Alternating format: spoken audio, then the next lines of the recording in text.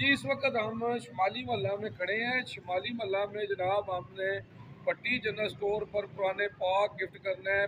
پٹی سرفراز کو ہم نے قرآن پاک گفٹ کرنا ہے جناب۔ قرآن پاک ایک ایسی کتاب ہے جو اللہ کے ہاں محفوظ ہے اور اللہ نے اس کی قسم دی ہے کہ اس کو بدل نہیں سکتا۔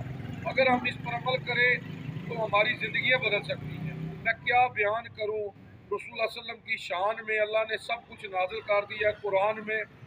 اما عائشہ سے کسی نے پوچھا آپ صلی اللہ علیہ وسلم کی سیرت کیا ہے، تو اما عائشہ فرماتی ہیں قرآن قرآن قرآن۔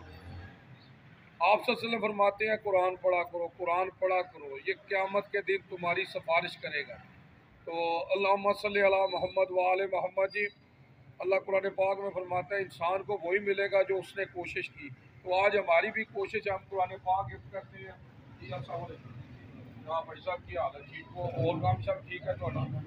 تو بسم اللہ جی جناب تو قرآن پاک گفٹ کرنا ہے۔ صبح صبح جناب کہ آپ صلی اللہ علیہ وسلم فرماتے ہیں ابو ذر اگر صبح صبح تو قرآن پاک کی آیت کو پڑھ کے سمجھ لوے نا تو 100 نفلاں دا ثواب ہے۔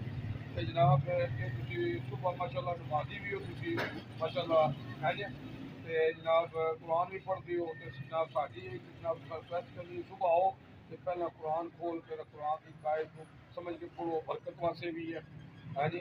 اللہ قرآن پاک فرماتا ہے واللہ خیر الرازقین، اللہ رزق دینے والا ہے جی، تے رازق کی طرف جانا چاہیے ہے جی، رزق آپ تہاڈے کول چل کے آئے گا ہے جی، اللہ تے یقین ہونا چاہیے۔